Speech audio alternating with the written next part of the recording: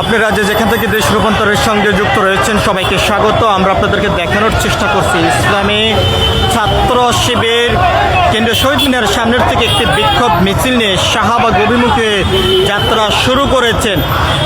নির্বাচন কমিশন পক্ষপাতিত্ব কাজ করছে বলে এমন অভিযোগ করে যাচ্ছেন এই বিক্ষোভকারী ছাত্র নেতারা, এবং এখান থেকে তারা যেমনটি বলছেন তত সময় পর্যন্ত তাদের এই দাবিগুলো বাস্তবায়ন না হবে তত সময় পর্যন্ত তাদের বিক্ষোভ কর্মসূচি চলমান থাকবে। তার ভিতরে যদি আমরা আপনাদেরকে একটু জানিয়ে রাখতে চাই, বিভিন্নভাবেই বিভিন্ন মনোনয়নপত্র বাতিল হওয়ার কথা রয়েছে, তবে সেটি কিভাবে নির্বাচন কমিশন বৈধ ঘোষণা করেন সেই প্রশ্ন কিন্তু এখান থেকে আজকে ইসলামী ছাত্র শিবিরের নেতারা করে যাচ্ছেন।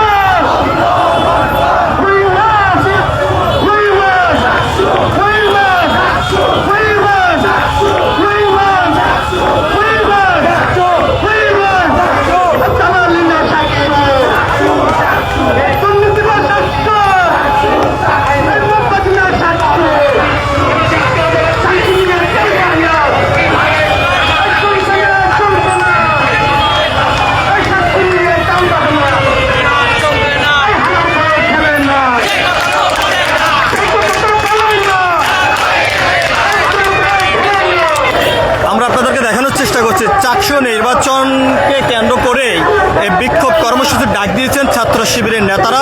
তারা যেমনটি বলছেন, বিভিন্নভাবেই ছাত্রদলের নেতাকর্মীরা নির্বাচনকে বানচাল করার জন্য বিভিন্ন ধরনের পায়তারা করে যাচ্ছেন এবং তারা নির্বাচন কমিশনের সামনে গিয়ে অবস্থান করে বিক্ষোভ কর্মসূচি চালিয়ে যাচ্ছেন চাকসু নির্বাচনকে বানচাল করার জন্য, এমনটি অভিযোগ করেছেন। এবং সেই অভিযোগের ভিত্তিতেই এই বিক্ষোভ মিছিলটি নিয়ে কেন্দ্রীয় শহীদ মিনারের সামনের থেকেই শাহবাগ এলাকায় এসেই অবস্থান করেছেন বিক্ষোভকারী ছাত্র শিবিরের নেতাকর্মীরা। আমরা আপনাদেরকে সেই চিত্রটি সরাসরি দেখানোর চেষ্টা করছি।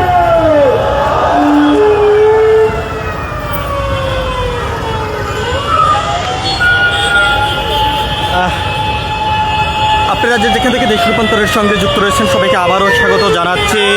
চাকসু নির্বাচনকে বানচাল করার জন্য ছাত্র দলের নেতাকর্মীরা নির্বাচন কমিশনের সামনে গিয়ে অবস্থান করে বিক্ষোভ কর্মসূচি চালিয়ে যাচ্ছেন, এমনটি অভিযোগ এখান থেকেই বিক্ষোভকারী ছাত্র শিবিরের নেতাকর্মীরা করেছেন। এবং তারা যেমনটি বলছেন যে এর যত বানচাল যাই কিছু করুক না কেন তারা রাজপথে অবস্থান করেছেন এবং তারা রাজপথে সোচ্চার আছেন, কোনো ধরনের বানচাল মেনে নেওয়া হবে না। এবং নির্বাচন কমিশনের সামনে গিয়ে যেই অবস্থান করেছেন ছাত্র দলের নেতাকর্মীরা, এটি কোনো যৌক্তিক সমর্থ নয় বলে এমনটি তারা অভিযোগ করেছেন। এর পাশাপাশি নির্বাচন কমিশনের বিরুদ্ধে আরও যেমনটি অভিযোগ তারা এখান থেকে আজকেই করেছেন যে বেশ কিছু প্রার্থীর মনোনয়নপত্র বাতিল হওয়া সত্ত্বেও বিভিন্ন আইনে জটিলতার কৌশলের মাধ্যমেই তাদের প্রার্থিতা বৈধ ঘোষণা করেছেন, যা কোনোভাবেই সাংবিধানিক অনুযায়ী সংবিধানের কোনো আইন নেই, এমনটি কিন্তু তারা